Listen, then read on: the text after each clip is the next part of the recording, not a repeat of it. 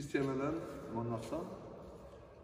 Le thème aujourd'hui, les prises super fermées. Pourquoi et comment les gamins se retrouvent avec une prise super fermée? C'est une prise que l'on n'enseigne pas. Et les gamins ne veulent pas se retrouver avec une prise comme ça.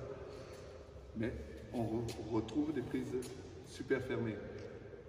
Au début de l'enseignement, dans les années 70, on a enseigné, on était très directif. On imposait une prise, c'était la prise de marteau, qui servait pour le coup droit, pour le revers. Le coup droit c'était plutôt légèrement lifté, le revers plutôt coupé.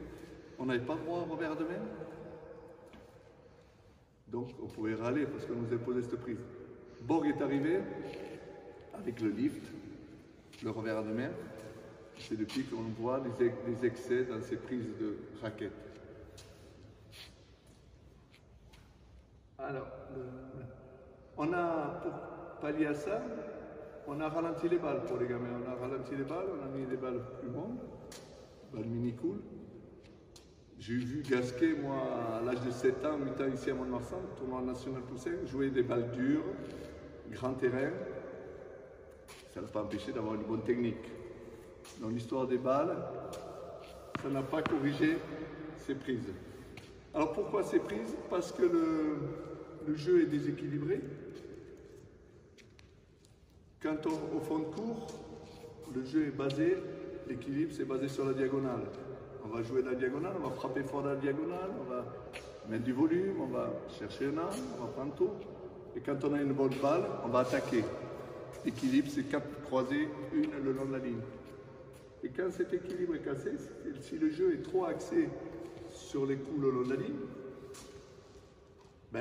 et si en plus on abuse des décalages, c'est ce qu'on voit au niveau, les gamins ils voient toujours ce qu'il ne faut pas voir, ils veulent copier ça, ils décalent beaucoup, l'appui est ouvert, et c'est ça qui amène ces prises très fermées.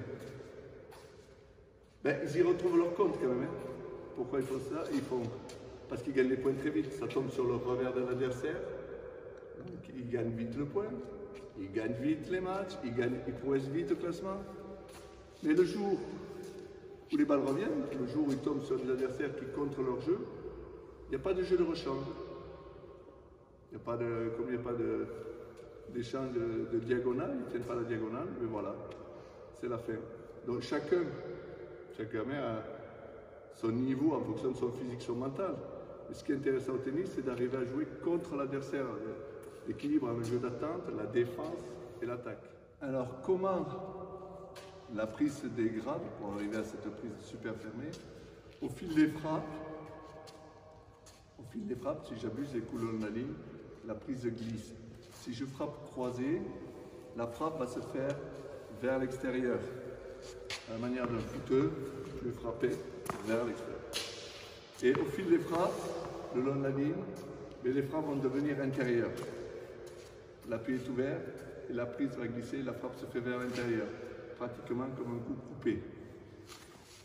La frappe croisée, elle va être ample. Le long de la ligne, si je frappe avec cette prise, voilà ce que je retrouve. Alors, pour corriger, il faut surtout corriger la manière de jouer. Il faut revenir frapper fort dans la diagonale, il faut trouver cet équilibre. 4 balles croisées pour le long de la ligne. Petit à petit, la prise va se modifier. Vous voyez, quand la prise est trop fermée, le coude est en dessous de la main. L'idéal, c'est de retrouver le coude au niveau de la main. Dans tous les cas, la meilleure prise, c'est la tienne. Harry Hopman.